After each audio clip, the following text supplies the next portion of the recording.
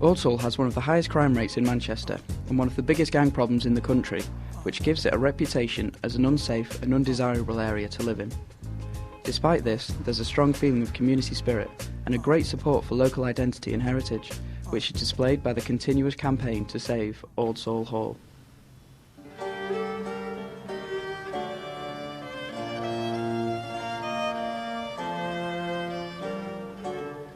It is the uniqueness of this formidable 700-year-old building, in contrast to its surrounding area, which makes it, for many, the jewel in Ordsall's crown.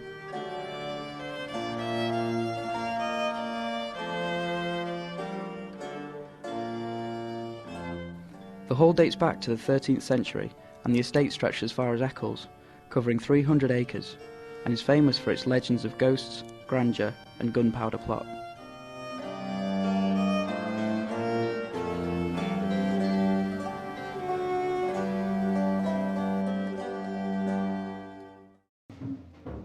As well as being a local heritage museum, Ordsall Hall hosts an array of community events, such as the annual Guy Fawkes celebrations, coordinated by Gail Skelly from the local Community Arts Centre. It's a lantern parade, a theatre show and firework event, which is a community event which has been going for about 14 years. Perhaps it's the legend that Guy Fawkes planned his notorious gunpowder plot at Ordsall Hall, which brings out the local community in its droves. It seems to be the one point in the calendar locally where everyone comes out on the streets. We get about 150 school children involved, so obviously all their families are connected and they all come out to watch the parade and the fireworks and the show. So it's great support. I hope you have a really safe trip home. Can we just ask you just to leave the hall grounds? Community celebrations like this are really important because it means that everyone can roll along with it from year to year, and there's this amazing continuity. Yeah. And like some of the kids who were in the crowd and went, oh, I did it in 1992, and I made my lantern when I was at St Clement's, yeah. And now they're here with their, some people are here with their own kids, So that's the longevity of it is the brilliant thing, really. Yeah. If the hall is to be restored to its true beauty, the 1.1 million that has been collected through local fundraising events needs to be supplemented by other means. The council has asked for 3.8 million from the Lottery Heritage Fund to make the restorations possible. From the Heritage Lottery Fund we've asked for about 3.5 million, but that's out of approximately 6 million in total. For many, many years now, people have realised that in order to preserve the hall for another 700 years well, we have to try and make it bigger and better and fit for its purpose. The employees are striving to do all they can to improve the hall for the local community.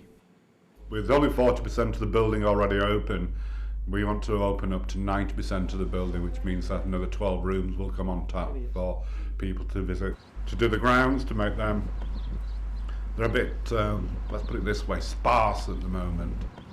We'll get there eventually. We'll have these nice set of grounds for people to eat in and access for everybody to be able to use the building. One local resident has been a volunteer for over 12 years. It's dedicated people like this who make it possible for the museum to remain open. I contribute my time because I'm interested in the hall. I think it should be saved. It's a gem. There's nothing like this in the north at all. It's one of the oldest, if not the oldest, timber buildings or timber frame buildings in Lancashire. It's unique.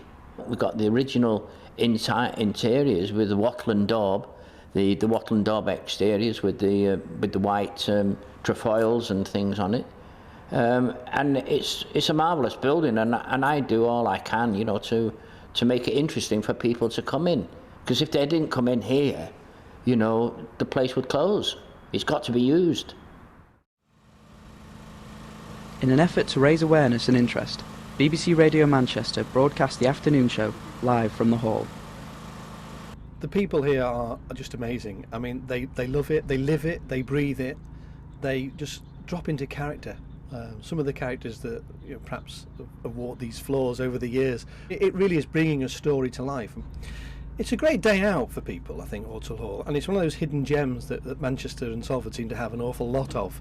I mean, this Ordsall Hall itself, I mean, stuck in the middle of a housing estate, it's got factories around it as well, and you drive past it 2 or 3 times a week maybe, and it's one of those places you don't think of stopping to look inside, but when you do, what a joy it is.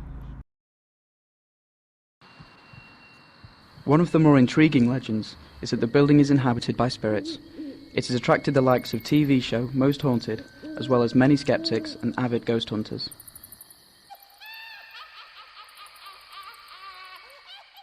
One evening we actually sat here and we looked at the stairs over there, and we actually saw a man in a top hat, some other forms, a little child I think it was. An incredible amount of history on one spot. If there is such thing as ghosts, this is going to be the place that they're going to be. You know, they're going to come to somewhere where people have been happy, people have been sad, people have died.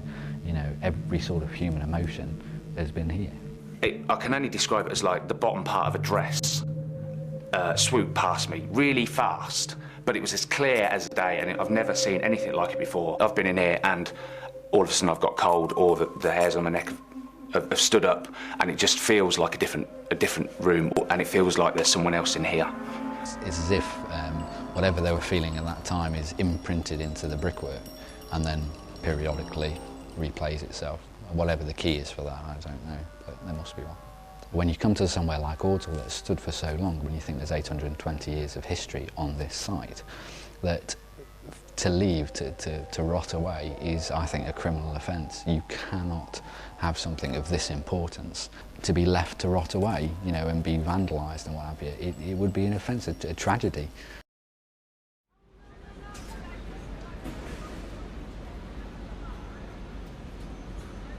The Heritage Lottery Fund has its northwest base situated in the heart of Manchester, just 5 minutes down the road from Ordsall. This is where the hall's fate will be decided. At this level of over £2 million, which is our decision-making level, the competition is very tough. It's at least 2 to 1, so there's no guarantee that even, as say, good quality projects, of which we hope Ordsall Hall will turn out to be, will get money at the end of the day. But clearly the significant issue for us is what is the public benefit? What is the benefit to the local community? How have they been engaged in this project in terms of development? How will they be engaged in terms of the delivery of the project?